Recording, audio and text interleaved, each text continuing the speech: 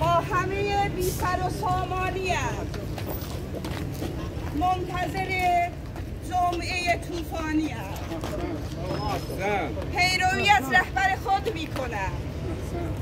در پی یاران خراسانیم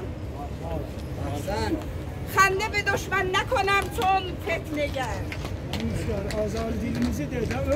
پیرو سردار سلیمانیم وحدت سردار و شدید دیگر بس عاشق این شیوه قرآنیم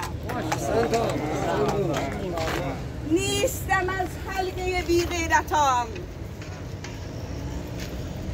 غیرتیم شیعه ایرانیم شاه سونم آقای رئیسی اشایر همیشه ذخایر انقلاب است.